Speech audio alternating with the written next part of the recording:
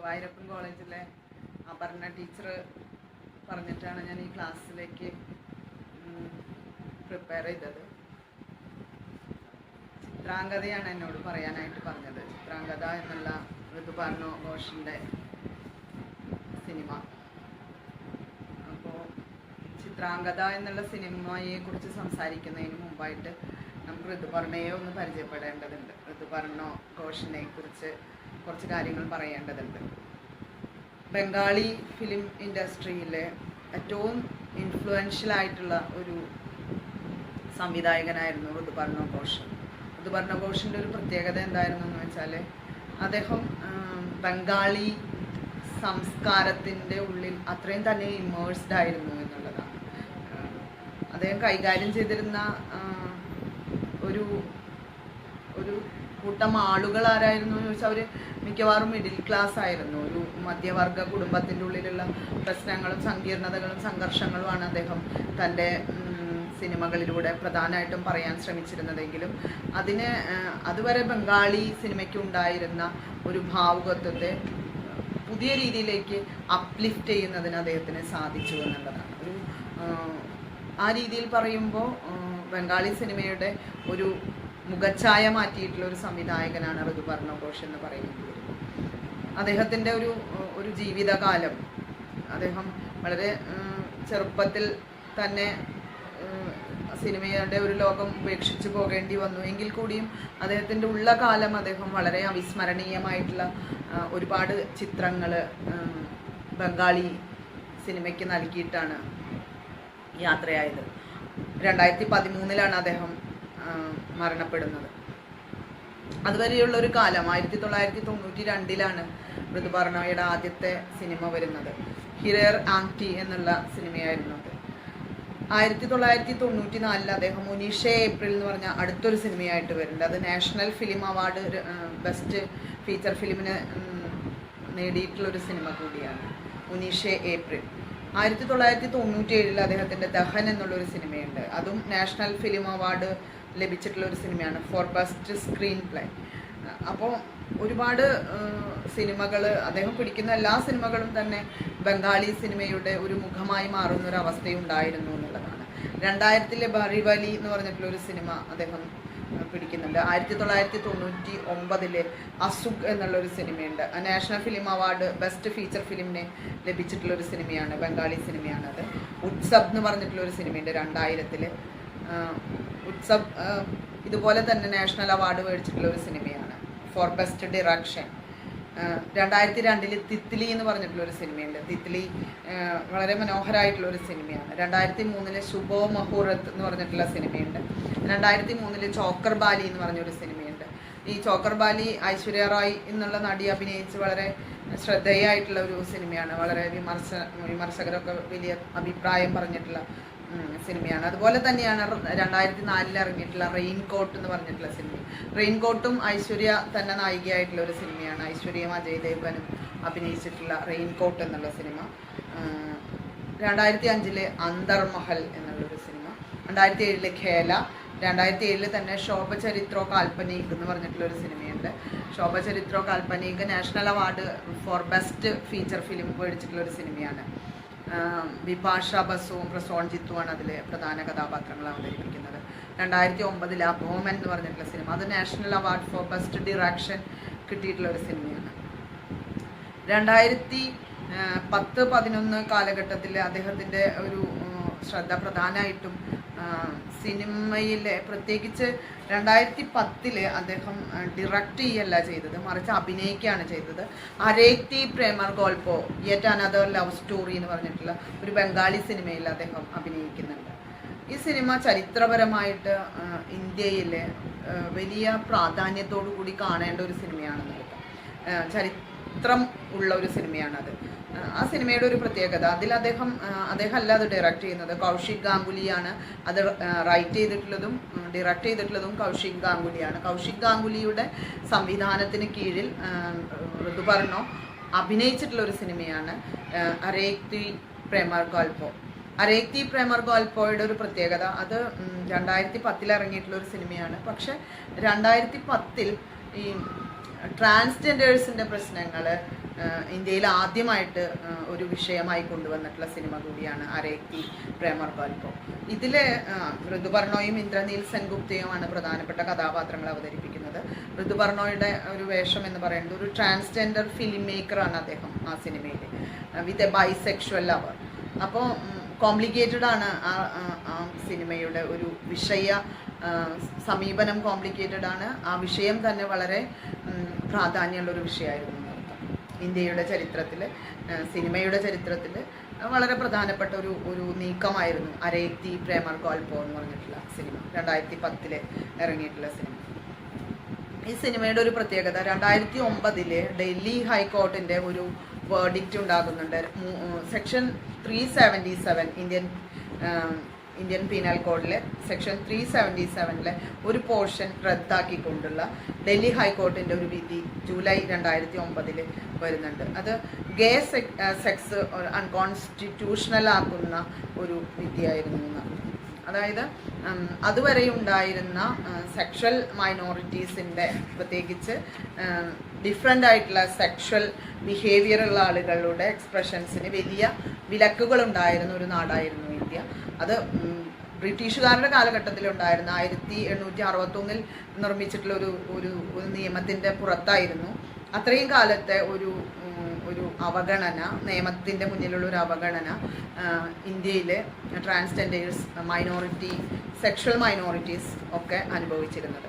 ഈ sexual activities against order of nature ഇല്ലീഗലാണെന്നുള്ളതായിരുന്നു ആ ലോ പറയുന്നത്. ഇത് നമ്മൾ ശ്രദ്ധിക്കണം. കാരണം എന്താണെന്ന് വെച്ചാൽ ഇത് വളരെ പ്രധാനപ്പെട്ട കാര്യമാണെന്നർത്ഥം. 2009 2010 ഒരു സിനിമ ഉണ്ടാകുന്നു. 2009 ഉണ്ടായിട്ടുള്ള ഒരു വിധിയുടെ പുറത്ത് സെക്ഷൽ ആക്ടിവിറ്റീസ് എല്ലാം അഗെയിൻസ്റ്റ് ഓർഡർ ഓഫ് നേച്ചർ ആണെന്നുണ്ടെങ്കിൽ അത് ഇല്ലീഗൽ ആണെന്നുള്ള ഒരു സങ്കല്പത്തെ ചോദ്യം ചെയ്തുകൊണ്ട് ഉണ്ടായിട്ടുള്ളൊരു വിധിയാണ് ഈ 2009 ഉണ്ടായിട്ടുള്ള ഡൽഹി ഹൈക്കോർട്ടിൻ്റെ വിധി. ആ വിധിയെ പിൻപറ്റിക്കൊണ്ട് ഉണ്ടായിട്ടുള്ള ഒരു സിനിമയാണ് 2010 അരേത്തി പ്രേമർ ഗോൽപോ എന്നുള്ള യെറ്റ് അനദർ ലവ് സ്റ്റോറി എന്നുള്ള സിനിമ. അപ്പോൾ 861 മുതൽ 2009 വരെയുള്ള ഒരു കാലഘട്ടത്തിൽ ഉണ്ടായിട്ടുള്ള പലതരത്തിലുള്ള വിലക്കുകളുടെ ഒരു ചെറിയ രീതിയിലുള്ള ഒരു റിലാക്സേഷനെ വലിയ തോതിൽ ഉപയോഗിച്ചിട്ടുള്ള ഒരു സിനിമയാണ് അരേത്തി പ്രേമർ ഗോൽപോ എന്നുള്ള സിനിമ. ഈ സിനിമയാണ് ഒരു പക്ഷേ കൗശിക് ഗാംഗുലിയുടെ ഋതുപർണോ ഘോഷ് എന്നുള്ള സിനിമ സംവിധായകൻ്റെ ഏറ്റവും പ്രധാനപ്പെട്ട ഒരു നീക്കം എന്ന് പറയാവുന്നത്. അതായത് ട്രാൻസ്ജെൻഡർ മൈനോറിറ്റിയെ, സെക്ഷൽ മൈനോറിറ്റീസിനോടുള്ള തൻ്റെ നിലപാടെടുക്കാനായിട്ട് ആ സിനിമയിൽ അദ്ദേഹം അഭിനയിക്കുകയും തുടർന്ന് അങ്ങോട്ട് പല സിനിമകളിലും തൻ്റെതായിട്ടുള്ള രീതിയിൽ പങ്കുകൊടുക്കുകയും ചെയ്തു. എന്തിന്? സെക്ഷൽ മൈനോറിറ്റീസിൻ്റെ റൈറ്റ്സിന് വേണ്ടിയിട്ട്, അല്ലെങ്കിൽ അവരുടെ എക്സ്പ്രഷൻസിനെ പുറത്തേക്ക് കൊണ്ടുവരാനായിട്ട്. അതാണ് ഋതുപർണോ ഘോഷ് എന്നുള്ള സംവിധായകനെ കുറിച്ച്, തിരക്കഥാകൃത്തിനെ കുറിച്ച്, നടനെ കുറിച്ച് പറയാനുള്ള ഒരു പ്രധാനപ്പെട്ട കാര്യം. അതായത് എന്താണ് താൻ ചെയ്തിട്ടുള്ളത് എന്നുള്ളത് അദ്ദേഹത്തിൻ്റെ സിനിമകൾ സംസാരിക്കും എന്നർത്ഥം. സ്വയം ഒരു ക്യൂർ ഐഡൻറ്റിറ്റിയെ അദ്ദേഹം അംഗീകരിച്ചിരുന്നു. താനൊരു സെക്ഷൽ മൈനോറിറ്റി വിഭാഗത്തിലുള്ള ഒരാളാണ്, അല്ലെങ്കിൽ താനൊരു ട്രാൻസ്ജെൻഡർ ആണ് എന്നുള്ള ഒരു സ്വയം അതിനെ ഐഡൻറ്റിഫൈ ചെയ്തിട്ടുള്ള ഒരാളായിരുന്നു ഋതുപർണോ ഘോഷ്. പക്ഷെ ഋതുപർണോ ഘോഷിൻ്റെ സിനിമകളെ കുറിച്ച് പറയുമ്പോൾ ഏറ്റവും പ്രധാനമായിട്ട് മനസ്സിലാക്കേണ്ടത് ഈ ഒരു പക്ഷേ സ്ത്രീകളുടെ ഒരു ലോകത്തെ, സ്ത്രീകളുടെ ഒരു അന്തർലോകത്തെ ഏറ്റവും മനോഹരമായിട്ട് സിനിമയിലേക്ക് കൊണ്ടുവന്നിട്ടുള്ള ഒരു ഡയറക്ടർ ആരാണെന്ന് ചോദിച്ചു കഴിഞ്ഞാൽ ഇന്ത്യയിൽ എനിക്ക് തോന്നുന്നു അത് ഋതുപർണോ ഘോഷാണ്. അതായത് അദ്ദേഹം കൈകാര്യം ചെയ്തിട്ടുള്ള വിഷയങ്ങൾക്ക് ചില തരത്തിലുള്ള പ്രശ്നങ്ങളുണ്ട്. കാരണം എന്താ വെച്ചാൽ അദ്ദേഹം മിക്കവാറും കൈകാര്യം ചെയ്തിട്ടുള്ളതെല്ലാം ഒരു മധ്യവർഗ കുടുംബ പശ്ചാത്തലത്തിൻ്റെ ഉള്ളിൽ നിന്നിട്ടുള്ള കഥാപാത്രങ്ങളെയാണ്, വീട്ടമ്മമാരെയാണ്, അല്ലെങ്കിൽ ജോലിക്കാരികളെയാണ്. ഇവരൊക്കെ ആണെങ്കിൽ കൂടിയും അവരുടെ ഒരു ലോകത്തെ ഒരു പക്ഷേ ഒരു ഇന്ത്യയിലെ ഒരു സിനിമ സംവിധായികയ്ക്ക് പോലും, ഒരു സ്ത്രീ ആയിട്ടുള്ള സംവിധായികയ്ക്ക് പോലും ചെയ്യാൻ പറ്റുന്നതിനേക്കാൾ അപ്പുറത്ത് ഋതുപർണോ തൻ്റെ ഒരു സിനിമയിലൂടെ സ്ത്രീകളുടെ ലോകത്തെ വരച്ച് കാട്ടുന്നുണ്ട്. അദ്ദേഹത്തിൻ്റെ അദ്ദേഹം സംവിധാനം ചെയ്തിട്ടുള്ള സിനിമകളുടെ കാര്യമെടുത്താലും അദ്ദേഹം തിരക്കഥ എഴുതിയിട്ടുള്ള സിനിമകളുടെ കാര്യം എടുത്താലും ഇത് വളരെ പ്രധാനപ്പെട്ട കാര്യമാണെന്ന് അർത്ഥം. നമ്മൾ നേരത്തെ പറഞ്ഞ പല സിനിമകളും വളരെ മനോഹരമായിട്ട്, ഉനീഷ ഏപ്രിൽ അത്തരത്തിൽ വളരെ ശ്രദ്ധേയമായിട്ടുള്ളൊരു സിനിമയാണെന്ന് അർത്ഥം. ദഹനായാലും, ബാരിവാലി ആയാലും, അസുഖായാലും, ഉത്സവായാലും, തിത്ലി ആയാലും, ശോഭചരിത്ര കാൽപ്പനികായാലും, ചോക്കർബാലി ആയാലും, ചോക്കർബാലിയൊക്കെ വളരെ രസകരമായിട്ട് അത് ചെയ്തിട്ടുള്ള സിനിമയാണ്. റെയിൻകോട്ട്, എങ്ങനെയാണ് റെയിൻകോട്ട് തൻ്റെ റെയിൻകോട്ടിലെ നായിക തൻ്റെ കാമുകനെ കാലങ്ങൾക്ക് ശേഷം കാണുമ്പോൾ അവർക്കുണ്ടാകുന്ന അവരുടെ വിഭ്രമങ്ങൾ, അവരുടെ സംഘർഷങ്ങൾ, അവരുടെ ചില മറച്ചു വെക്കലുകൾ ഒക്കെ മനോഹരമായിട്ട് ചെയ്യാനായിട്ട് ഋതുപർണയ്ക്ക് സാധിച്ചിട്ടുണ്ട്. നമ്മൾ ചിത്രാംഗത എന്നുള്ള സിനിമയിലേക്കാണ് വരേണ്ടത്. ചിത്രാംഗത എന്നുള്ള സിനിമയെക്കുറിച്ചാണ് എനിക്ക് പറയാനുള്ളത് കൂടുതലായിട്ട്. ചിത്രാംഗത എന്നുള്ള സിനിമയെക്കുറിച്ച് പറയുന്നതിന് മുമ്പ് ഞാൻ ഋതുപർണയെക്കുറിച്ച് പറഞ്ഞത്, ഋതുപർണോ ചിത്രാംഗതയുടെ സംവിധായകൻ എന്നുള്ള ഒരു പേര് മാത്രം കൊണ്ട് തൃപ്തനാകുന്ന ഒരാളല്ല എന്നുള്ളതാണ്. ചിത്രാംഗത അദ്ദേഹത്തിൻ്റെ ഒരു എക്സ്പ്രഷനാണെന്നർത്ഥം. തൻ്റെ നിലപാടുകളെ എക്സ്പ്രസ് ചെയ്യാൻ അദ്ദേഹം സ്വീകരിച്ചിട്ടുള്ള ഒരു പ്ലോട്ടാണ് ചിത്രാംഗത എന്നുള്ളത്. അതിനു മുമ്പും അദ്ദേഹത്തിൻ്റെ ഈ ശ്രമങ്ങളുണ്ടായിരുന്നു. അരൈത്തി പ്രേമർഗോൽപ്പോ അതിൻ്റെ ഒരു പ്രധാനപ്പെട്ട തെരഞ്ഞെടുപ്പായിരുന്നു എന്നർത്ഥം. ഒരു ട്രാൻസ്ജെൻഡർ സംവിധായകൻ എങ്ങനെയാണ് തൻ്റെ സൃഷ്ടിപരതയ്ക്ക് തടസ്സമാകുന്ന വിധത്തിൽ തൻ്റെ ഒരു ട്രാൻസ്ജെൻഡർ ഐഡൻറ്റിറ്റിയെ ജനങ്ങൾ അല്ലെങ്കിൽ ലോകം നോക്കിക്കാണുന്നത് എന്നുള്ളത് തിരിച്ചറിയുകയും വലിയ സംഘർഷങ്ങൾ അനുഭവിക്കുകയും ചെയ്യുന്നുണ്ട്. ഋതുപർണോ തന്നെ തൻ്റെ ഒരു അഭിമുഖത്തിൽ പറയുന്നുണ്ട്, എനിക്ക് പറയാനുള്ളത് പ്രധാനമായിട്ടും, പ്രത്യേകിച്ച് ഈ ട്രാൻസ്ജെൻഡർ അവസ്ഥകളെക്കുറിച്ച് എനിക്ക് പ്രധാനമായിട്ടും പറയാനുള്ളത് അത് ഒരു ശരീരത്തിൻ്റെ ഒരു പ്രശ്നമല്ല എന്നുള്ളതാണ്. അദ്ദേഹം അത് മനോഹരമായിട്ട് പറയുന്നുണ്ട്, വളരെ മനോഹരമായിട്ട് പറയുന്നുണ്ട്. അദ്ദേഹത്തിൻ്റെ തന്നെ വാക്കുകൾ പരിശോധിക്കുകയാണെങ്കിൽ അത് ഞാൻ കോട്ട് ചെയ്യാണ്, വായിക്കുകയാണ്. There is much more to such relationships. Same sex relationships too are extremely soulful, emotional and have the same pathos that any heterosexual relationship. അദ്ദേഹം ഉപയോഗിച്ചിട്ടുള്ള വാക്കുകൾ വളരെയധികം ശ്രദ്ധിക്കേണ്ടതുണ്ട്. സോൾഫുൾ ആണ്, ഇമോഷണൽ ആണ്, സെയിം പാതോസ് ആണ്. ഹെറ്ററോസെക്ഷൽ റിലേഷൻഷിപ്പ് പോലെ തന്നെയാണ് ഈ സെയിം സെക്സ് റിലേഷൻഷിപ്സ് എന്നുള്ളത് അദ്ദേഹം സ്റ്റേറ്റ് ചെയ്യാണ്. ഈ സ്റ്റേറ്റ്മെൻറ്റിൻ്റെ ഒരു പ്രധാനപ്പെട്ട എക്സ്പ്രഷനാണ് ചിത്രാംഗത എന്നുള്ള സിനിമ. ചിത്രാംഗതയ്ക്ക് മുമ്പ് അദ്ദേഹം ഒരു സിനിമയിൽ ഇതുപോലെ തന്നെ ഒരു ഇംഗ്ലീഷ് സിനിമയിൽ അഭിനയിച്ചിട്ടുണ്ട്. ബംഗാളി ബേസ്ഡ് സിനിമയാണ്. മെമ്മറീസ് ഇൻ മാർച്ച് എന്നുള്ളതാണ് ആ സിനിമയുടെ പേര്. ഈ മെമ്മറീസ് ഇൻ മാർച്ചിലെ ഒർണവ് മിത്ര എന്ന് പറഞ്ഞിട്ടുള്ള ഒരു കഥാപാത്രത്തെ അദ്ദേഹം അവതരിപ്പിക്കുന്നുണ്ട്. ഈ ഒർണവ് മിത്രയുടെ പ്രത്യേകത എന്തായിരുന്നു എന്ന് വെച്ചാൽ, ഒർണവ് മിത്ര ഒരു ട്രാൻസ്ജെൻഡർ ആയിരുന്നു. ട്രാൻസ്ജെൻഡർ എന്ന് പറഞ്ഞു കഴിഞ്ഞാൽ അതിൽ പ്രധാനപ്പെട്ട കഥാപാത്രം ദീപ്തി നവൽ അവതരിപ്പിക്കുന്ന ആരതി മിശ്ര എന്നുള്ളൊരു കഥാപാത്രമാണ്, ഒരു സ്ത്രീയാണ്. ആരതി മിശ്രയുടെ മകൻ പെട്ടെന്നൊരു ആക്സിഡൻറ്റിൽ മരിക്കുകയും അവനെ കാണാനായിട്ട് അവൻ്റെ കർമ്മങ്ങൾ ചെയ്യാനും അവൻ്റെ ബോഡി സ്വീകരിക്കാനും ഒക്കെ ആയിട്ട് ആരതി മിശ്ര വരുന്ന ഒരു സന്ദർഭത്തിലാണ് ഈ മെമ്മറീസ് ഇൻ മാർച്ച് തുടങ്ങുന്നത്. അവിടെ വന്ന് തൻ്റെ മകൻ്റെ ജീവിത സാഹചര്യങ്ങളൊക്കെ മനസ്സിലാക്കുന്ന ആരതിക്ക് ഒരു ഘട്ടത്തിൽ മനസ്സിലാകുന്നു തൻ്റെ മകൻ ഒരു ട്രാൻസ് എന്താ പറയുക, ഒരു ഹോമോസെക്ഷുവലാണ് എന്നുള്ളത് തിരിച്ചറിയാനായിട്ട് പറ്റുന്നു. ഒർണവ് മിത്രയാണ് തൻ്റെ മകൻ്റെ പങ്കാളി എന്നുള്ളതും അവർ തിരിച്ചറിയുന്നു. അവരാ തിരിച്ചറിയുന്നതിൻ്റെ ഒരു മാനസികമായിട്ടുള്ള ഒരു പോക്കാണ്.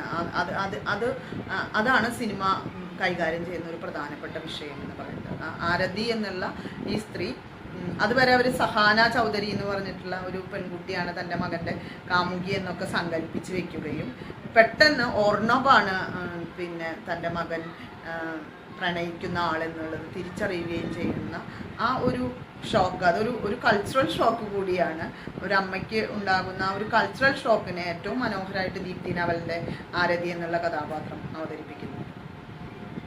അതിൽ ഒർണവ് മിത്രയെ അവതരിപ്പിച്ചിട്ടുള്ളത് ഋതുപർണോയാണ്. അപ്പം ഞാൻ ഋതുപർണോയെ കുറിച്ച് പറയുമ്പോൾ എനിക്ക് പ്രധാനമായിട്ടും പറയാനുള്ളത്, ഋതുപർണോ എന്നുള്ള ഒരു സിനിമാ സംവിധായകൻ അല്ലെങ്കിൽ ഒരു ആക്ടർ ആരാണ് എന്നുള്ളതാണ്. അയാളെക്കുറിച്ച് പലപ്പോഴും നമ്മൾ ടെക്സ്റ്റിനപ്പുറത്തൊന്നും പിന്നെ അതിൻ്റെ ഓദർ സെൻട്രിക് ആയിട്ട് പറയേണ്ടതില്ല എന്ന് വാദിക്കുന്ന ആളുകളാണ്. പക്ഷേ ഈ ചിത്രാംഗത എന്നുള്ള ടെക്സ്റ്റ് കൈകാര്യം ചെയ്യാനായിട്ട് ഇന്ത്യൻ ഫിലിം ഇൻഡസ്ട്രിയിൽ ഏറ്റവും യോഗ്യനായിട്ടുള്ള ഒരാൾ ആരാണെന്ന് ചോദിച്ചു കഴിഞ്ഞാൽ അത് ഋതുപർണോ തന്നെയാണ്. അതുകൊണ്ടാണ് ഋതുപർണോയെക്കുറിച്ച് ഇത്രയും പറയേണ്ടി വരുന്നത്. ചിത്രാംഗതയിലേക്ക് പോകുന്നതിന് മുമ്പ് ഋതുപർണോ ആരാണെന്നുള്ളത് നമ്മൾ കൃത്യമായിട്ട് മനസ്സിലാക്കിയിരിക്കണം എന്നർത്ഥം. അപ്പോൾ അദ്ദേഹത്തിൻ്റെ ശ്രമങ്ങൾ ഒരു ചിത്രാംഗതയിലല്ല ആരംഭിച്ചിട്ടുള്ളത്, അത് കുറേ കാലങ്ങളായിട്ടുള്ള അദ്ദേഹത്തിൻ്റെ അന്വേഷണമാണ്.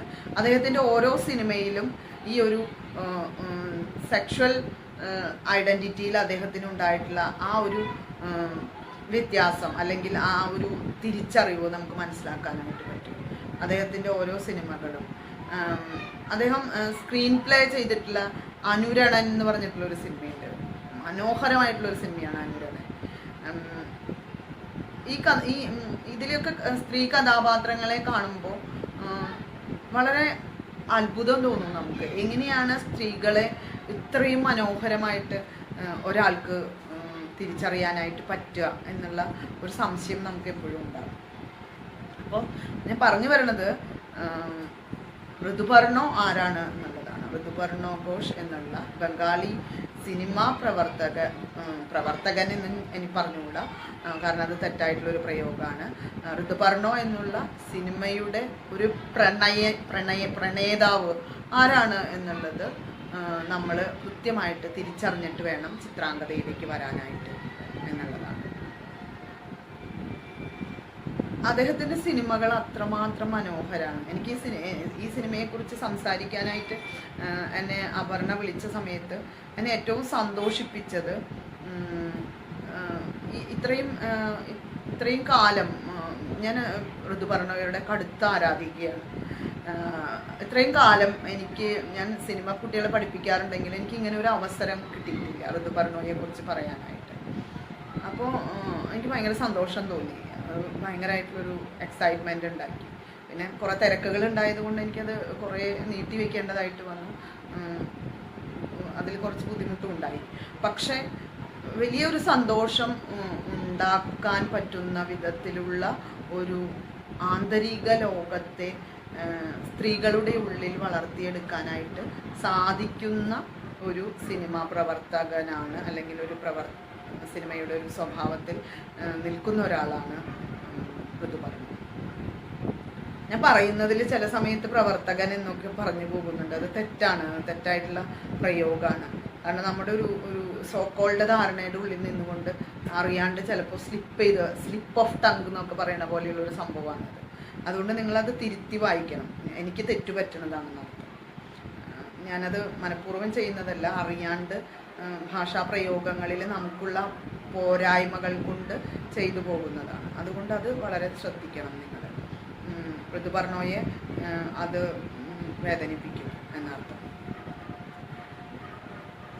അപ്പോൾ ഒരു കലാസൃഷ്ടിയെക്കുറിച്ച് പറയുമ്പോൾ നമുക്കറിയാം, ഒരു കലാകാരനോ കലാകാരിക്കോ അല്ലെങ്കിൽ ഒരു കലാപ്രവർത്തകർക്ക് കലയുമായിട്ട് അടുപ്പമുള്ള ആളുകൾക്ക് അവരുടെ ഒരു ലോകം അവരുടെ കലയിലൂടെയാണ് അവരത് പ്രകടാക്കുക. അപ്പോൾ എന്താണ് തൻ്റെ ലോകം എന്നുള്ളത് ഋതുപർണോ പറയാനായിട്ട് ശ്രമിക്കുന്നത് സിനിമയിലൂടെയാണ്. സിനിമ അദ്ദേഹത്തിൻ്റെ ജസ്റ്റേഴ്സ് ആണെന്നർത്ഥം. അപ്പം ആ ജസ്റ്റേഴ്സിൻ്റെ ഉള്ളിലൂടെ തനിക്ക് ബോധ്യമുള്ള കാര്യങ്ങളെ പറയാനുള്ളൊരു ശ്രമമാണ് അദ്ദേഹം പ്രധാനമായിട്ടും നടത്തുന്നത്. ഇനി ചിത്രാംഗതയിലേക്ക് പോകാം നമുക്ക്. ചിത്രാംഗത എന്നുള്ള സിനിമയിലേക്ക്. ഇത്രയും നേരം ഞാൻ ഋതുപർണോ ആരാണെന്നുള്ളത് പറയാനാണ് ശ്രമിച്ചത്. ഇനി ചിത്രാംഗത എന്നുള്ള സിനിമ എന്താണ് എന്നുള്ളത് പറയാനാണ് ശ്രമിക്കണേ. ചിത്രാംഗത ഋതുപർണോയുടെ വളരെ ശ്രദ്ധിക്കപ്പെട്ടിട്ടുള്ള ഒരു സിനിമയാണ്. അദ്ദേഹത്തിൻ്റെ സിനിമകളെല്ലാം തന്നെ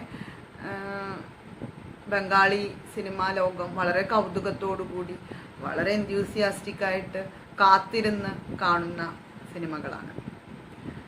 ബംഗാളി സിനിമകളെ സ്നേഹിക്കുന്ന ആളുകളും അതുപോലെ തന്നെ കാത്തിരുന്ന് കാണുന്ന സിനിമകളാണ് ഋതുപർണയുടെ സിനിമകൾ. ഞാൻ പറഞ്ഞു നിങ്ങളോട്, നേരത്തെ സൂചിപ്പിച്ചിരുന്നു, ഋതുപർണയ്ക്ക് ചിത്രാംഗത എന്നുള്ളൊരു സിനിമയ്ക്ക് മുൻപ് തന്നെ അത്തരത്തിലുള്ള ഈ ട്രാൻസ്സെക്ഷലായിട്ടുള്ള ആളുകളുടെ വിഷയങ്ങളോടുള്ള താല്പര്യവും തൻ്റെ തന്നെ ഒരു ഐഡൻറ്റിറ്റി അദ്ദേഹം തിരിച്ചറിഞ്ഞതും പിന്നീട് ആ വഴിയിലൂടെയുള്ള അദ്ദേഹത്തിൻ്റെ സഞ്ചാരവും ഒക്കെ നമ്മൾ സൂചിപ്പിച്ചിട്ടുണ്ട്. അതിലേറ്റവും പ്രധാനമായിട്ടുള്ളത് ഞാൻ പറഞ്ഞ അരേക്രി പ്രേമോ ഗോൽപ്പോ എന്നുള്ള സിനിമയാണ്. മറ്റൊന്ന് മെമ്മറീസ് ഇൻ മാർച്ചാണ്. അടുത്ത ഒരു സ്റ്റെപ്പായിട്ടാണ് ചിത്രാംഗത എന്നുള്ള സിനിമ വരുന്നത്. 2012 ചിത്രാംഗത എന്നുള്ള സിനിമ റിലീസാവുന്നത്. 2012 ചിത്രാംഗത എന്നുള്ള സിനിമ വരുന്നു. ചിത്രാംഗത എന്നുള്ള സിനിമ പിന്നെ ഋതുപർണ സ്വീകരിച്ചിട്ടുള്ളത് രവീന്ദ്രനാഥ ടാഗോറിൻ്റെ ഒരു പ്ലേയിൽ നിന്നാണ്.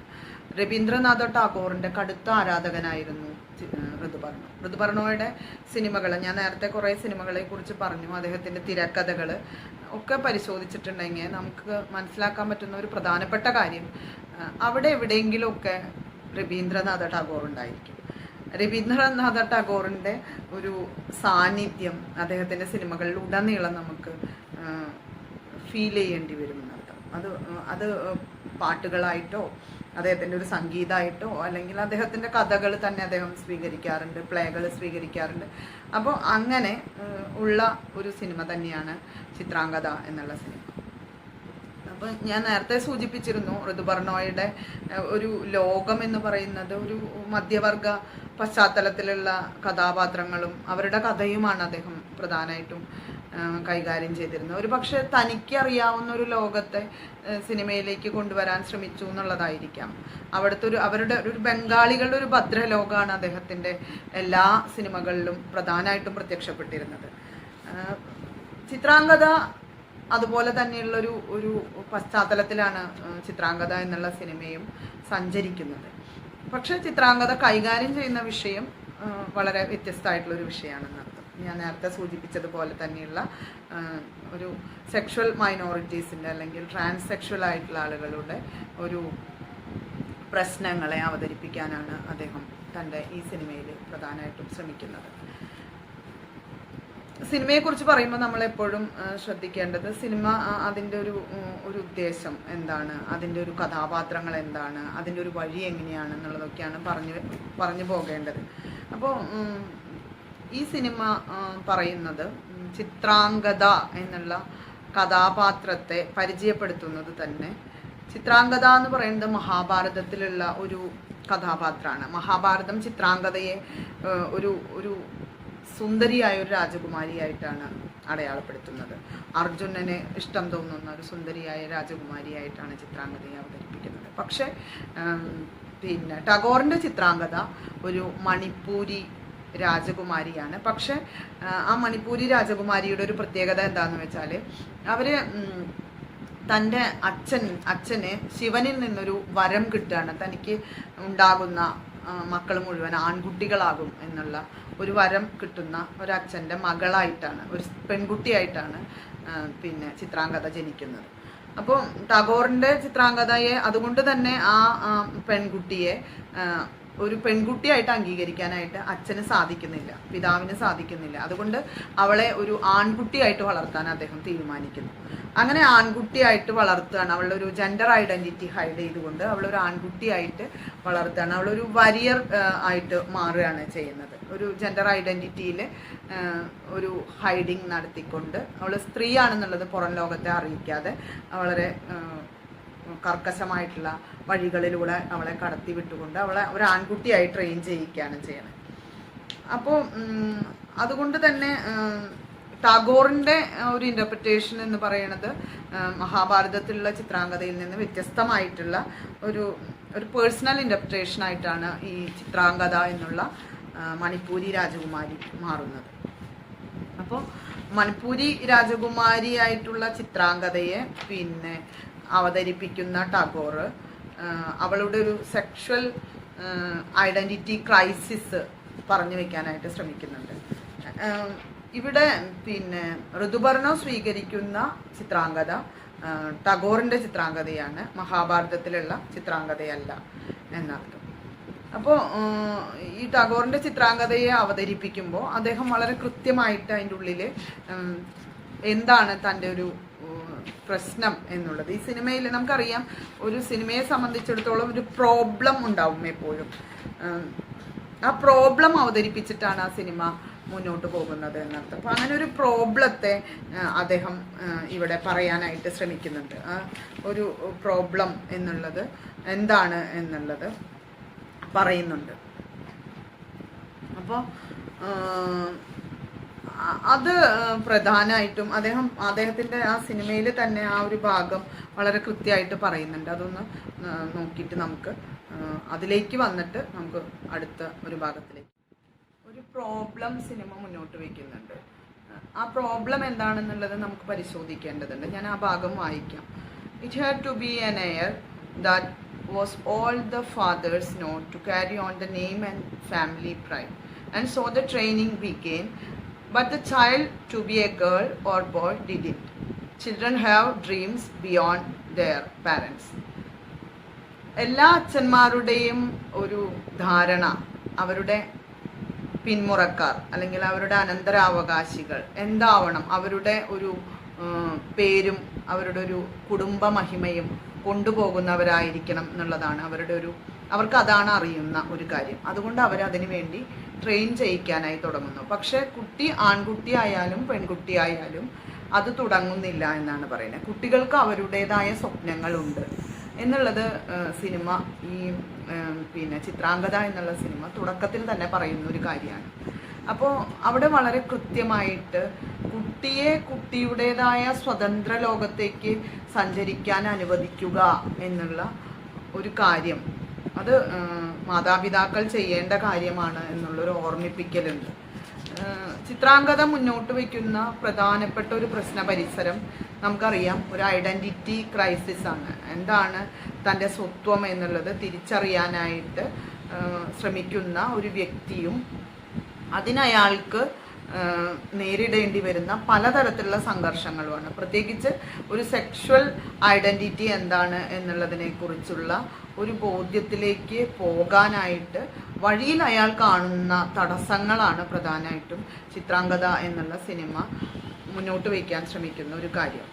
അപ്പോൾ ചിത്രാംഗതയെക്കുറിച്ച് പറയുമ്പോൾ വളരെ ഓപ്പണായിട്ട് വളരെ കൃത്യമായിട്ട് ദുപർണം പറഞ്ഞു വയ്ക്കുന്ന ഒരു കാര്യം, Chitrangada is a story of desire എന്നുള്ളതാണ്. That you can choose your gender. അത് സിനിമയുടെ ഒരു പ്രധാനപ്പെട്ട ആഗ്രഹമാണ് അത് എന്നർത്ഥം. അതായത് നിങ്ങൾക്ക് നിങ്ങളുടെ പിന്നെ ആഗ്രഹത്തെ, എന്തിനുള്ള ആഗ്രഹത്തെ, നിങ്ങളുടെ ജെൻഡർ ഐഡൻറ്റിറ്റിയെ ചൂസ് ചെയ്യാനുള്ള നിങ്ങളുടെ ആഗ്രഹത്തെയാണ് ഈ ആ ആഗ്രഹത്തിൻ്റെ കഥയാണ് ചിത്രാംഗതയുടെ കഥ എന്നാണ് പറയുന്നത്. നമുക്കറിയാം ടാഗോറിൻ്റെ ചിത്രാംഗത എന്നുള്ള ഒരു ഓപ്പറയാണ് ഈ സിനിമയുടെ പാരലലായി സഞ്ചരിക്കുന്ന മറ്റൊരു കാര്യം. അതായത് അതൊരു പ്രധാനപ്പെട്ട സംഭവമാണ് ഈ സിനിമയെ സംബന്ധിച്ചിടത്തോളം. രുദ്ര എന്നുള്ള മെയിൻ കഥാപാത്രം, പ്രധാന കഥാപാത്രം രുദ്ര എന്നുള്ള ഒരു സെക്ഷൽ ഐഡൻറ്റിറ്റി ക്രൈസിസിൽ നിൽക്കുന്ന ഒരു വ്യക്തിയാണ്. അയാളെ സംബന്ധിച്ചിടത്തോളം അയാളുടെ ഒരു കലാപ്രവർത്തനത്തിൻ്റെ ഇടത്തിലും കൂടിയാണ് ഈ സിനിമ സഞ്ചരിക്കുന്നത് എന്ന് പറയേണ്ടി വരും. അയാൾ ടാഗോറിൻ്റെ ചിത്രാംഗത എന്നുള്ള പ്ലേ സംവിധാനം ചെയ്യുന്നുണ്ട്, അതിൽ അഭിനയിക്കുന്നുണ്ട്. അപ്പോൾ ഈ ടാഗോറിൻ്റെ ചിത്രാംഗത എന്നുള്ള സിനിമയെ പ്ലേയെ കൂടി സിനിമ സമാന്തരമായി കൊണ്ടുപോകുന്നുണ്ട് എന്നർത്ഥം.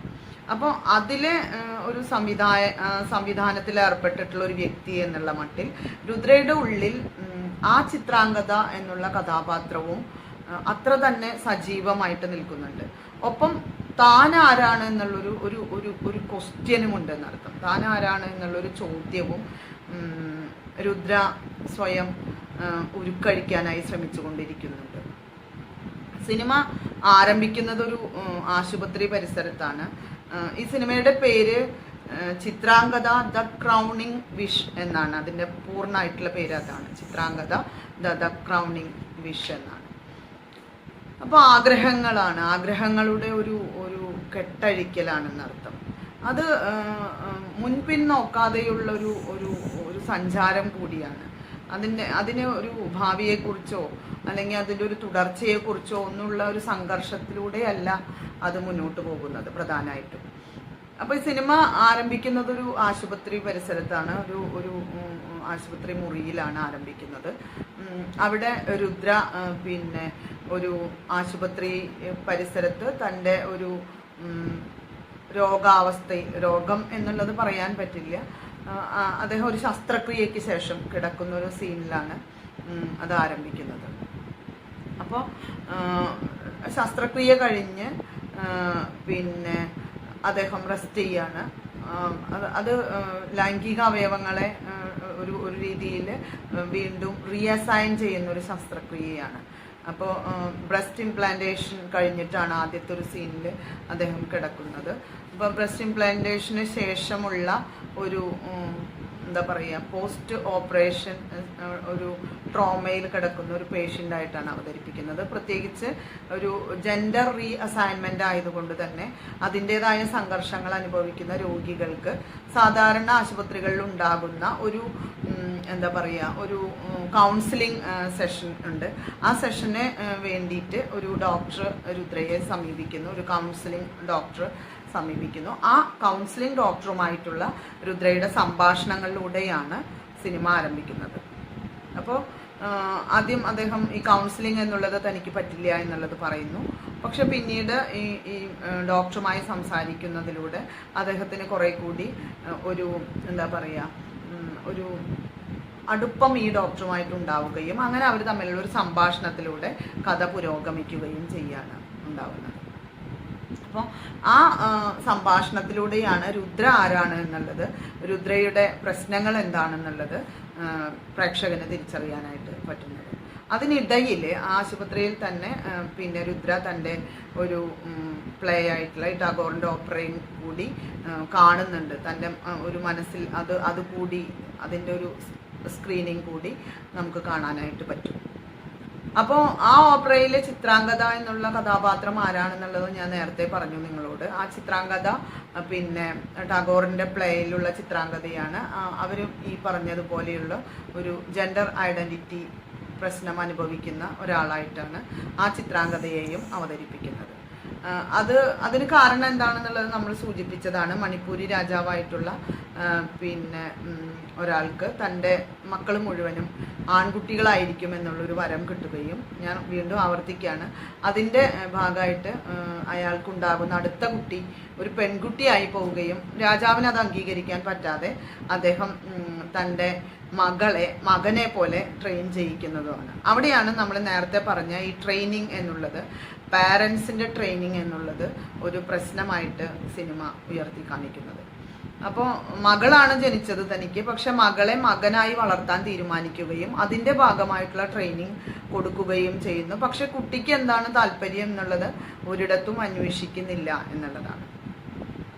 പിന്നീട് അർജുനന്റെ വനവാസകാലത്ത് ചിത്രാംഗത അർജുനനെ കാണുകയും തൻ്റെ ഉള്ളിലുള്ള സ്ത്രീ ഉണരുകയും ചെയ്യുന്നു. അങ്ങനെ സ്ത്രീ ആവണം അവരുടെ ഒരാഗ്രഹം കുറെ കൂടിയും എന്താ പറയുക സജീവാവുകയും അതിനെ അവർ നേരിടുകയും ചെയ്യുന്നൊരു സംഘർഷമാണ് പിന്നെ ടാഗോറിൻ്റെ ചിത്രാംഗതയുടെ സംഘർഷമായിട്ട് വരുന്നത്.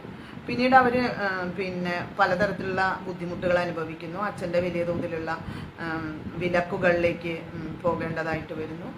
അതിനെ മുന്നോട്ട് കൊണ്ടുപോകുന്ന അവരുടെ ഒരു വഴിയുണ്ട്. അവർ പിന്നീട് തീർത്ഥാടനത്തിന് പോകുന്നതൊക്കെ ആയിട്ടാണ് പറയുന്നത്. പക്ഷെ രുദ്ര അതിനെ മനസ്സിലാക്കുന്നത് അത് തീർത്ഥാടനത്തിന് പോകുന്നതല്ല, അതൊരു നാടുകടത്തലായിരുന്നു എന്നുള്ളതാണ് രുദ്രയുടെ കണ്ടെത്തൽ. അപ്പോൾ അങ്ങനെ തൻ്റെ ഉള്ളിൽ ഈ ചിത്രാംഗത എന്നുള്ള കഥാപാത്രത്തെ അത്രയും സജീവമായിട്ട് കൊണ്ടു നടക്കുന്ന ഒരു ആളുകൂടിയാണ് രുദ്ര എന്നുള്ളതാണ് മനസ്സിലാക്കേണ്ടത്. അപ്പോൾ അയാളുടെ സംഘർഷം ഒന്ന്, അയാൾ ഒരു കലാകാരനാണെന്നുള്ളത് കൊണ്ട് ആ കഥാപാത്രം അയാളെ വേട്ടയാടുന്നുണ്ട് എന്നുള്ളൊരു സംഘർഷമുണ്ട്. പിന്നെ സ്വയം തനിക്ക് തന്നെ പിന്നെ ഒരു കഴിക്കേണ്ടി വരുന്ന തൻ്റെ ഒരു സെക്ഷൽ ഐഡൻറ്റിറ്റിയുടെ പ്രശ്നവും അയാൾ അനുഭവിക്കുന്നുണ്ട്. അപ്പോൾ ഈ ഒരു ലൈംഗിക അവയവങ്ങൾ മാറ്റിവെക്കുന്ന ഒരു ശസ്ത്രക്രിയ, അല്ലെങ്കിൽ ആ ഒരു രീതിയിൽ ജെൻഡർ റീഅസൈൻമെൻ്റ് എന്നുള്ള ഒരു ശസ്ത്രക്രിയ വളരെ കോംപ്ലിക്കേറ്റഡ് ആയിട്ടുള്ളൊരു ശസ്ത്രക്രിയയാണ്. അതിലേക്ക് രുദ്രയെ നയിച്ചിട്ടുള്ള ഘടകം പിന്നെ പാർത്തോ എന്നുള്ള തൻ്റെ പിന്നെ പ്ലേയിലെ പെർക്യൂഷനിസ്റ്റ് ആയിട്ടുള്ള പാർത്തോയുമായിട്ടുള്ള പ്രണയമാണ്. അപ്പോൾ പാർത്തോ ആരാണെന്നുള്ളതാണ്. പാർത്തോ എന്നുള്ള കഥാപാത്രം ഒരു ലഹരിക്ക് അഡിക്റ്റ് ആയിട്ടുള്ള ഒരു കഥാപാത്രമായിട്ടാണ് അവതരിപ്പിക്കുന്നത്. പാർത്തോയെ ജീവിതത്തിലേക്ക് കൈപിടിച്ച് കൊണ്ടുപോകുന്നത് രുദ്രയാണ്. പക്ഷെ രുദ്ര കാണുന്ന പാർത്തോ ആരാണെന്നുള്ളതാണ്. രുദ്ര കാണുന്ന പാർത്തോ അയാൾ ഒരു ലഹരി മരുന്നിനൊക്കെ അടിമയാണെങ്കിൽ കൂടിയും അയാൾ രുദ്രയെ സ്നേഹിക്കുന്നുണ്ട് എന്നുള്ളതാണ് രുദ്രയുടെ ഒരു മനസ്സിലാക്കൽ. പാർത്തോ രുദ്രയെ സ്നേഹിക്കുന്നുണ്ട്. പക്ഷെ പാർത്തോയുടെ സ്നേഹം പിന്നെ ഒരു രീതിയിൽ പറഞ്ഞു കഴിഞ്ഞാൽ പാർത്തോ ആരാണ് എന്നുള്ളൊരു ചോദ്യം സിനിമ മുന്നോട്ട് വയ്ക്കുന്നുണ്ട്. സിനിമയുടെ ഒരു പ്രശ്നം കൂടിയാണത്. അത് മുന്നോട്ട് വയ്ക്കുന്നുണ്ട്. പാർത്തോ ആരാണെന്നുള്ളൊരു ചോദ്യമുണ്ട്, രുദ്ര ആരാണെന്നുള്ളൊരു ചോദ്യമുണ്ട്, ചിത്രാംഗത ആരാണെന്നുള്ളൊരു ചോദ്യമുണ്ട്. അപ്പൊ ചിത്രാംഗതയെ എനിക്കറിയില്ല എന്നുള്ളതാണ് രുദ്ര പറയുന്നത്. പാർത്തോയെയും എനിക്കറിയില്ല എന്നുള്ളതാണ് രുദ്ര പറയുന്നത്. ഈ പറച്ചിലിൻ്റെ ഉള്ളിൽ നിന്ന് വേണം നമ്മൾ ചിത്രാംഗത എന്നുള്ള സിനിമയെ മനസ്സിലാക്കാനായിട്ട്. അതായത് അതുണ്ടാക്കുന്ന ടെക്സ്റ്റുകൾ ഉണ്ടെന്ന് അർത്ഥം. കുറേ പാഠങ്ങളുണ്ട്. ആ സിനിമയിലെ ഡയലോഗുകൾക്ക് വലിയ പ്രസക്തിയുണ്ട്. അപ്പം ഞാൻ നേരത്തെ നിങ്ങളോട് പറഞ്ഞു, സിനിമ ഇത് പലതരത്തിലുള്ള ആഗ്രഹങ്ങളുടെ ഒരു സ്റ്റോറി ഓഫ് ഡിസയർ ആണ്. നിങ്ങളുടെ ജെൻഡർ ഐഡൻറ്റിറ്റി എന്താണെന്നുള്ളത് നിങ്ങൾക്ക് ചൂസ് ചെയ്യാൻ വേണ്ടിയിട്ടുള്ള ഒരു സംഘർഷമാണ് സിനിമ മുന്നോട്ട് കൊണ്ടുപോകുന്നത്. അപ്പോൾ ജെൻഡർ ഐഡൻറ്റിറ്റി എന്താണെന്നുള്ളത് ചോദിക്കുമ്പോൾ പലരുടെയും ജെൻഡർ ഐഡൻറ്റിറ്റി ഒരു പ്രശ്നമാണെന്നർത്ഥം. ജെൻഡർ ഐഡൻറ്റിറ്റിയെ കുറിച്ച് രുദ്ര മനസ്സിലാക്കുന്നത്, അല്ലെങ്കിൽ രുദ്രയുടെ ഒരു പേഴ്സ്പെക്റ്റീവിലുള്ള ജെൻഡർ ഐഡൻറ്റിറ്റി എന്ന് പറയുന്നത്, രുദ്ര പറയണത് ഞാൻ ജെൻഡർ ഐഡൻറ്റിറ്റിക്ക് അപ്പുറത്ത് ഐഡൻറ്റിറ്റിയെ കാണുന്ന ഒരാളാണെന്നുള്ളതാണ്. അതായത് എൻ്റെ ഐഡൻറ്റിറ്റി ജെൻഡർ ഡിസ്ക്രിമിനേഷൻ്റെ ഉള്ളിൽ നിങ്ങൾക്ക് എൻ്റെ ഐഡൻറ്റിറ്റിയെ തളച്ചിടാനായിട്ട് പറ്റില്ല എന്നുള്ളതാണ്. എൻ്റെ പ്രൊഫഷനും അങ്ങനെ പറ്റില്ല എന്നാണ് പറയുന്നത്. ഞാനൊരു ഡാൻസറാണ്. ഞാൻ എൻ്റെ ഡാൻസ് കൊണ്ട് അതിനെ അപ്ലിഫ്റ്റ് ചെയ്തിട്ടുണ്ട്. ഇതിൽ നിന്ന് ജെൻഡർ ഡിസ്ക്രിമിനേഷനുകളിൽ നിന്ന് ഞാൻ അതിനെ അപ്ലിഫ്റ്റ് ചെയ്തിട്ടുണ്ടെന്നാണ് പറയുന്നത്. അതുതന്നെയാണ് എൻ്റെ ഐഡൻറ്റിറ്റിയെയും എന്നുള്ളതാണ് രുദ്രയുടെ ഒരു വാദം. അതായത് അയാൾ ജെൻഡറിന് അതീതനായിട്ടുള്ള ഒരാളാണെന്നർത്ഥം. അല്ലെങ്കിൽ ജെൻഡർ എന്നുള്ളത് അയാളോടൊരു പ്രധാനപ്പെട്ട ഒരു സംഘർഷ സ്ഥാനമല്ല, അതിനെ അതിജീവിക്കാനായിട്ട് അയാൾക്ക് പറ്റിയിട്ടുണ്ട് എന്നുള്ളതാണ് രുദ്രയുടെ ഒരു സ്റ്റാൻഡ് പോയിന്റ്. അങ്ങനെ പറയുന്ന രുദ്ര പിന്നെ കാണുന്ന പാർത്തോ ആരാണെന്നുള്ളതാണ്. പാർത്തോ നമുക്കറിയാം, പിന്നെ ഋതുപർണോയുടെ നേരത്തെ നമ്മൾ പറഞ്ഞ അരേക്തി പ്രേമർ ഗോൾപ്പോ എന്നുള്ള സിനിമയിലായാലും അതിലെ ലവർ, ഒരു പ്രണയിക്കുന്ന ആള് ഒരു ബൈസെക്ഷൽ ആയിരുന്നു എന്നുള്ളതാണ്. ഇവിടെയും രുദ്ര അനുഭവിക്കുന്ന സംഘർഷങ്ങളുടെ ഒരു പ്രധാന കാരണം എന്ന് പറയുന്നത് അയാളുടെ പ്രണയം ഒരു ബൈസെക്ഷലുമായിട്ടാണെന്നുള്ളതാണ്. അതായത് പാർത്തോ ഒരേ സമയം പുരുഷനുമായിട്ടും പ്രണയത്തിലാകാം, അതുപോലെ തന്നെ സ്ത്രീയുമായിട്ടും പ്രണയത്തിലാവും. രണ്ടുപേരുമായിട്ടും രണ്ട് ജെൻഡറുമായിട്ടും പിന്നെ ലൈംഗിക ബന്ധത്തിൽ ഏർപ്പെടാനും പറ്റുന്ന ഒരു ബൈസെക്ഷലാണ് പാർത്തോ എന്നുള്ളതാണ്.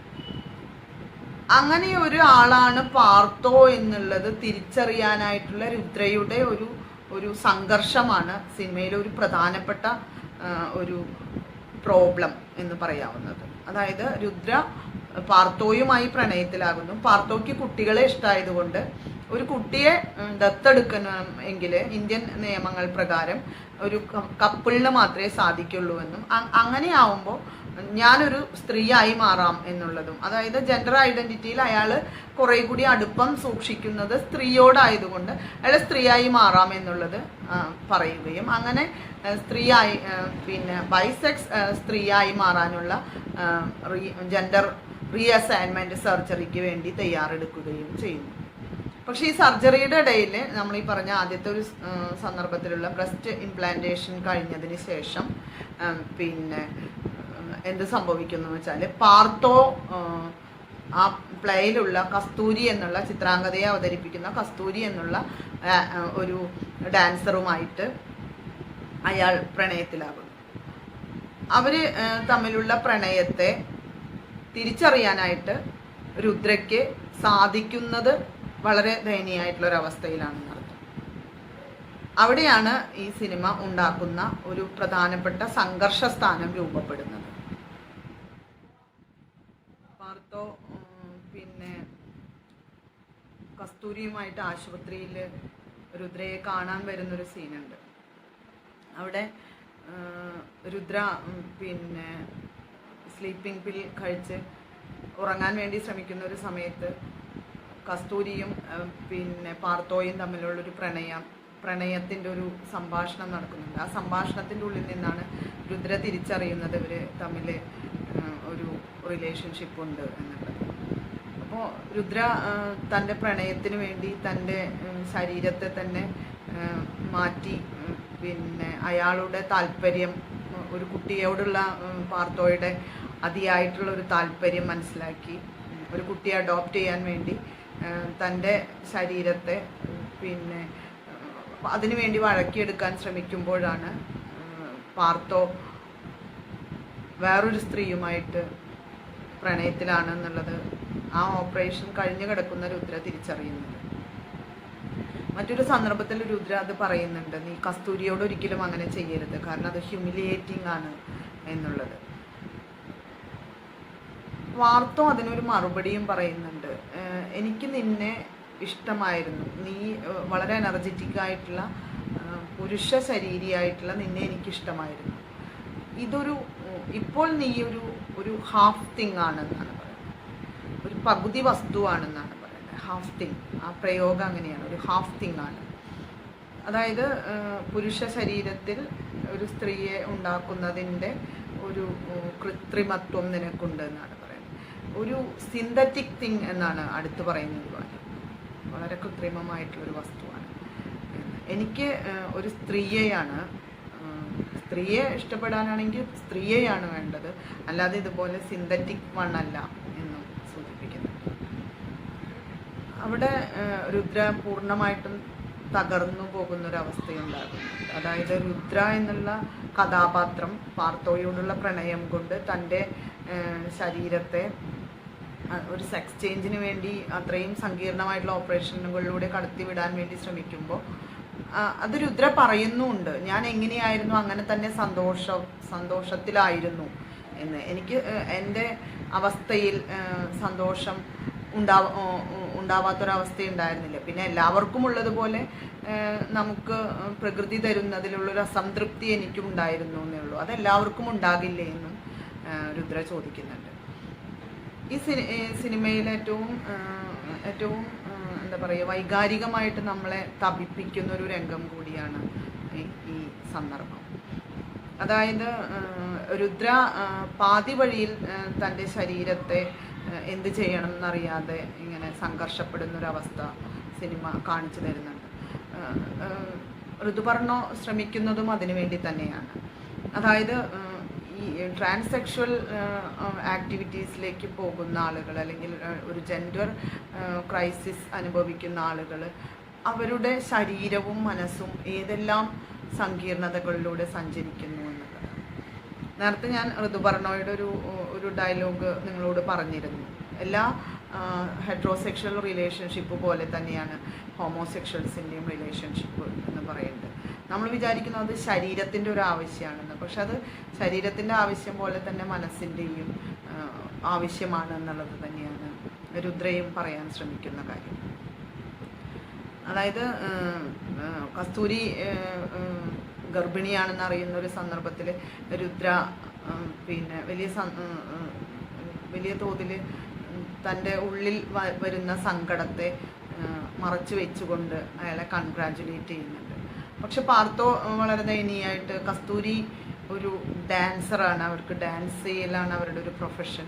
ആ പ്രൊഫഷനെയാണ് അവർ കൂടുതൽ സ്നേഹിക്കുന്നത്. അതുകൊണ്ട് കുട്ടിയെ അവർ പിന്നെ അബോർട്ട് ചെയ്യാൻ തീരുമാനിക്കുകയാണ് എന്നുള്ളത് പറയുന്നത്. അവിടെ നമുക്ക് രുദ്രയെ നോക്കിക്കാണുമ്പോൾ രുദ്ര വലിയ ഒരു സങ്കടത്തിൽ, അവരുടെ മുഖത്തൊരു മദേർലി അഫെക്ഷൻ പെട്ടെന്ന് വരികയും അത് വലിയ നിരാശയിലേക്ക് പോവുകയും ചെയ്യുന്നത് കാണാനായിട്ട് പറ്റും. അപ്പോൾ ഒരു ട്രാൻസ്ജെൻഡർ ഐഡൻറ്റിറ്റിയുടെ ഉള്ളിൽ നിൽക്കുന്ന ഒരാളുടെ ഉള്ളിലുണ്ടാകുന്ന സംഘർഷങ്ങളുടെ അതിസങ്കീർണമായിട്ടുള്ള വഴികളെ സൂചിപ്പിക്കാനാണ് ആ സിനിമ മുന്നോട്ട് വയ്ക്കുന്നത്. അപ്പോൾ ശരീരമാണോ ഇവിടുത്തെ വിഷയം എന്ന് ചോദിച്ചു കഴിഞ്ഞാൽ, ശരീരം ഒരു വിഷയം എന്നുള്ള മട്ടിൽ പൂർണ്ണമായിട്ടും ശരീരം മാത്രമല്ല, അത് മനസ്സും ശരീരവും കൂടിയിട്ടുള്ള ഒരു ഒന്നായിട്ടുള്ള അവസ്ഥയിൽ തന്നെയാണ് ട്രാൻസെക്ഷൽ ക്രൈസിസുകളും നിൽക്കുന്നത് എന്നാണ് പറയുന്നത്. അതായത് എൻ്റെ ശരീരം ഞാനിനി സ്ത്രീയാക്കി മാറ്റുക എന്നുള്ളൊരു സംഘർഷത്തിലേക്ക് പോകുന്നു എന്നും അങ്ങനെയല്ല. അത് ശരീരത്തിനെ ഇപ്പോൾ സ്ത്രീയുടെ രൂപത്തിലേക്ക് പോകുന്നതോ അല്ലെങ്കിൽ പുരുഷൻ്റെ രൂപത്തിലേക്ക് പോകുന്നതോ അതുമാത്രമല്ല അവരുടെ സംഘർഷം എന്നാണ് പറയുന്നത്. അവരുടെ ഒരു ലോകം കൂടിയുണ്ട്, ഒരു അകം ലോകം കൂടിയുണ്ട്. ആ ലോകത്തെ നിങ്ങൾ എന്തുകൊണ്ട് കാണുന്നില്ല എന്നുള്ളൊരു വലിയ ചോദ്യം സിനിമ ഉയർത്തി കാണിക്കാൻ ശ്രമിക്കുന്നുണ്ട്. ബോഡി മാറ്റേഴ്സ്, ബോഡി തീർച്ചയായിട്ടും പ്രധാനപ്പെട്ട കാര്യം തന്നെയാണ്. പക്ഷെ ബോഡി മാത്രമാണോ മാറ്റർ ചെയ്യുന്നത് എന്നുള്ളതിന് ഉത്തരമായിട്ടൊരു ഒരു സന്ദർഭത്തിൽ ഈ തൻ്റെ പ്രണയം പാർത്തോയുമായിട്ടുള്ളത് നഷ്ടപ്പെട്ടു എന്ന് മനസ്സിലാക്കുന്ന രുദ്ര പിന്നീടുള്ള സെക്സ് ചേഞ്ചിനുള്ള സർജറികൾ ഡ്രോപ്പ് ചെയ്യുന്നുണ്ട്, വേണ്ടാന്ന് വയ്ക്കുന്നുണ്ട്.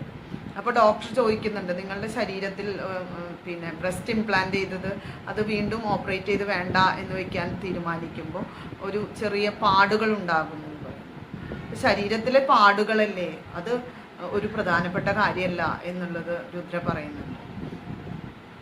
ശരീരം എന്നുള്ളത് എന്താണ് രുദ്രയ്ക്ക് എന്നുള്ളത് സിനിമ പല സന്ദർഭങ്ങളിലായിട്ട് വീണ്ടും വീണ്ടും എടുത്തു പരിശോധിക്കുന്നുണ്ടെന്നർത്ഥം.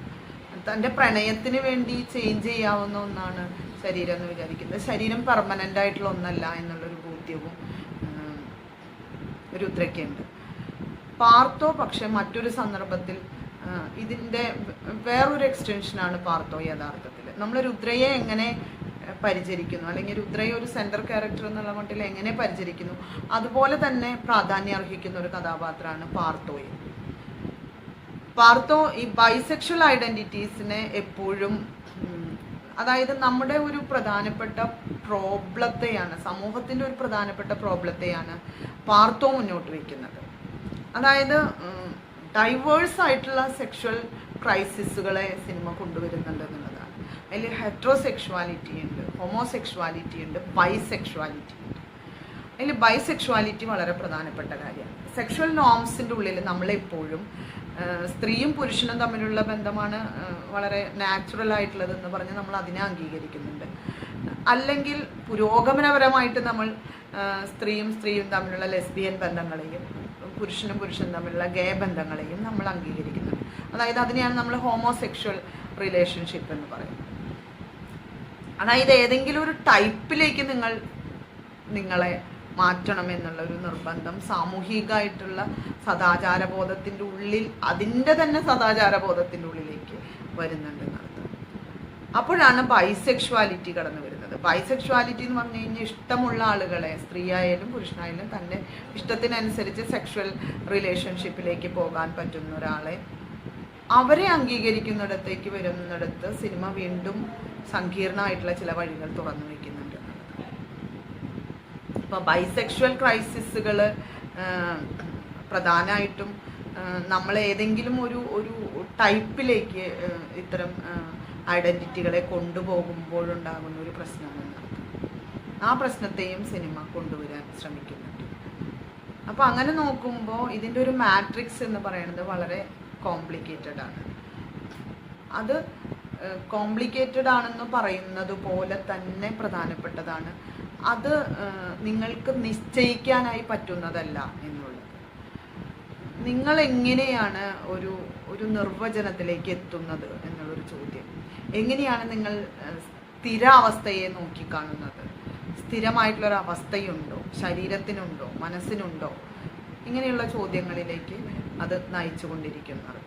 അതായത് ഒന്നിലേക്കും ഫിക്സേറ്റ് ചെയ്യാൻ പറ്റാത്ത വിധത്തിൽ വളരെ ചലനാത്മകമായിട്ടുള്ള ഒരു ലൈംഗിക അവസ്ഥയുടെ തുറന്നു വയ്ക്കലാണ് ചിത്രാംഗത എന്നർത്ഥം. അത് ഹോമോസെക്ഷൽസിനെ കുറിച്ചുള്ളത് മാത്രമല്ല, ഹെട്രോസെക്ഷൽസിനെ കുറിച്ചിട്ടുള്ളത് മാത്രമല്ല, ബൈസെക്ഷൽസിനെ കുറിച്ചിട്ടുള്ളത് മാത്രമല്ല, സെക്ഷൽ ക്രൈസിസുകളെ കുറിച്ചിട്ടുള്ളതാണ്.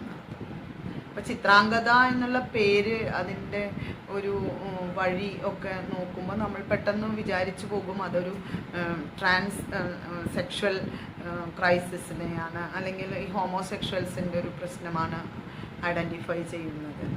പക്ഷെ അവിടെ ഋതു പറഞ്ഞു വളരെ കണ്ണിങ് ആയിട്ട് അതിനെ ട്വിസ്റ്റ് ചെയ്യുന്നുണ്ടെന്നർത്ഥം. അതുകൊണ്ടാണ് പാർത്തോ വിചാരണ ചെയ്യപ്പെടുന്നുണ്ട് ചില സന്ദർഭങ്ങളിൽ. പക്ഷെ രുദ്ര പറയുന്നുണ്ട് എനിക്ക് പാർത്തോയെ മനസ്സിലാക്കാനായിട്ട് പറ്റിയിട്ടില്ല എന്നുള്ളത്.